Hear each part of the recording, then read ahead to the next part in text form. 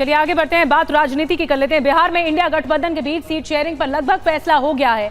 आज पटना में औपचारिक ऐलान भी हो जाएगा। बिहार में आखिरकार कांग्रेस और आरजेडी के बीच सीट बंटवारे पर फंसा हुआ पेच सुलझ गया है। पिछले कई दिनों से दोनों दलों के बीच सीट शेयरिंग को लेकर सस्पेंस बना हुआ था, लेकिन बुधवार को दोनों पार्टियों के बीच सीट शेयरिंग फाइनल हो गई। बिहार में कांग्रेस को मिलने वाली 8 सीटों पर सहमति बन गई, जबकि एक और सीट पर चर्चा जारी है, यानी कांग्रेस के हिस्से में 9 सीटें आएंगी। आरजेडी कांग्रेस के बीच 9 सीटें देने पर समझौता हो चुका है। कांग्रेस के हिस्से में जो सीटें आ सकती हैं उसमें कटिहार, किशनगंज, भागलपुर, समस्तीपुर, मुजफ्फरपुर, बेतिया, पटना साहिब, सासाराम। इसके अलावा एक सीट शिवहर या महराजगंज में से मिल सकती है। बताया जा रहा है कि कई सीटों पर कांग्रेस आरजेडी के बीच तनातनी है। सूत्रों के मुताबिक पूर्णिया सीट जाने से बिहार प्रदेश कांग्रेस के कई नेता नाराज हैं। कई नेताओं ने केंद्रीय नेतृत्व से आग्रह किया है कि फ्रेंडली फाइट के तहत ही सही पप्पू यादव को कांग्रेस के सिंबल पर पुणे से चुनाव लड़वाया जाए, ताकि कार्यकर्ताओं का मनोबल न गिरे। वहीं औरंगाबाद सीट पर कांग्रेस आरजेडी से कैंडिडेट बदलने की मांग कर रही है। बिहार में पूर्णिया सीट पर आरजेडी और कांग्रेस के बीच महाभारत जारी है और एक तरफ आरजेडी से बीमा भारती ने उम्मीदवारी का ऐलान कर दिया, वहीं पप्पू यादव ने कहा कि वो पूर्णिया नहीं छोड़ेंगे। बिहार में भले ही आरजेडी और कांग्रेस के बीच सीट बंटवारे पर फाइनल फैसला हो गया हो, लेकिन पूर्णिया को लेकर महाभारत जारी है।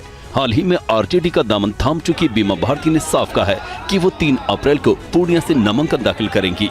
बिल्कुल पूर्णिया से हमको माननीय राष्ट्रीय अध्यक्ष लालू प्रसाद जी, तेजस्वी जी और राजमाता का आशीर्वाद मिल चुका है और पूर्णिया में जो एक महिला अति पिछड़ा को टिकट देने का काम किया, सम्मान देने का काम किया हमारे नेता ने, और उनके भरोसा पर हम लोग पूर्णिया से हमारे माननीय लालू प्रसाद जी के आशीर्वाद से पूर्णिया से भारी महत्व से पूर्णिया की जनता ने मुझे जिता करके लोकसभा भेजने का काम किया। बीमा भारती चुनावी मैदान में उतरने की बात कह रही हैं, लेकिन कांग्रेस में शामिल हुए पप्पू यादव ने कहा है कि पूर्णिया मेरी मां है और मां को छोड़कर बेटा कहीं नहीं जाएगा।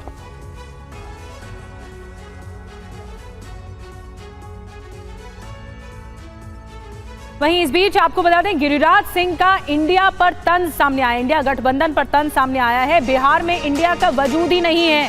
गिरिराज सिंह कह रहे हैं लालू की मर्जी से सीटों का बंटवारा हुआ है।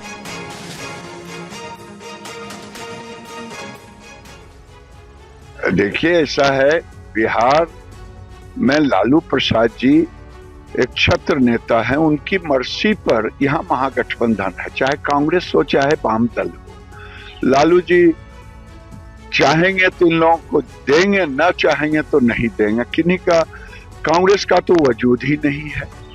महाराष्ट्र में देखिए महागठबंधन की वही स्थिति है। महागठबंधन, इंडी गठबंधन जिसे कहते हैं, इसका कोई वजूद नहीं है। ये केवल मोदी जी को गाली देने के लिए इकट्ठे हुए हैं, इसके सिवा इसका कोई वजूद नहीं है। चाहे बिहार हो चाहे महाराष्ट्र हो, एक केवल नरेंद्र मोदी जी को गाली देने के लिए। भाई जैसा करे हैं वैसा पाएंगे। इसमें न नरेंद्र मोदी है, न कोई कांग्रेस है, न विपक्ष है, न बीजेपी है। जैसा किए वैसा पाए। बड़ी खबर, आज महाराष्ट्र एनडीए में सीट शेयरिंग का ऐलान हो सकता है और सभी घटक दलों से सीटों पर सहमति बन गई है। अब औपचारिक ऐलान का इंतजार है। लोकसभा चुनाव को लेकर सत्ता पक्ष और विपक्ष दोनों अपने अपने उम्मीदवारों की घोषणा कर रहे हैं।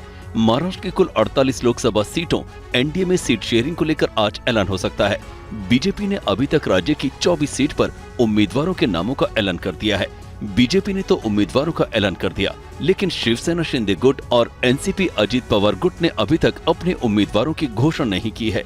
सूत्रों की माने तो बीजेपी शिंदे और अजित पवार गुट के बीच कुछ सीटों पर पेच फंसा हुआ था, लेकिन अब सुलझा लिया गया है। सूत्रों की माने तो बीजेपी महाराष्ट्र में 28 सीटों पर चुनाव लड़ेगी, जबकि शिंदे गुट की शिवसेना 14 और अजित पवार गुट की एनसीपी के हिस्से 5 सीटें आ सकती हैं।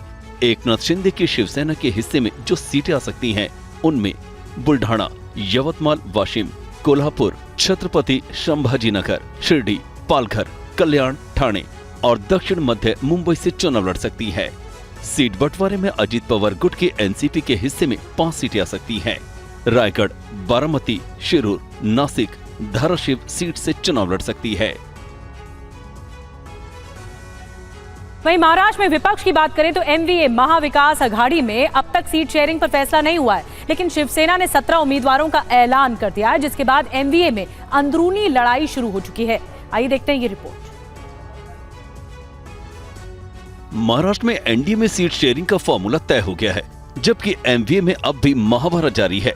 सीट शेयरिंग पर कई दौर की बैठकों के बाद भी बात नहीं बन पाई है। सीट बंटवारे से पहले ही शिवसेना यूबीटी ने 17 सीटों पर अपने उम्मीदवारों की घोषणा कर दी है। इस ऐलान के साथ ही एमवीए में नाराजगी खुलकर सामने आ गई है। कांग्रेस और शरद पवार एनसीपी गुट में भी नाराजगी जताई है। कांग्रेस नेता आलाकमान के फैसले का इंतजार कर रहे हैं, लेकिन संजय निरुपम ने नाराजगी जताई है। मतलब मुंबई की 6 सीटों में से 5 सीटों पर शिवसेना लड़ेगी और 1 सीट खैरात की तरह कांग्रेस के लिए छोड़ दी गई। यह पूरा जो फैसला है कांग्रेस पार्टी को मुंबई में दफन करने वाला फैसला है। मैं इस फैसले का निषेध कर रहा हूं। वहीं शिवसेना उद्धव गुट ने कहा है कि कोई विवाद नहीं है। हम लोग सब एकजुट होकर एक साथ मिलकर ये लड़ाई लड़ने वाले हैं और जो भी क्लैरिफिकेशंस होंगे वो आपस में मिल बैठकर हम बात कर लेंगे। इसमें कोई दो राय नहीं है, पर ये बहुत स्पष्ट है कि हमारी लड़ाई बड़ी है।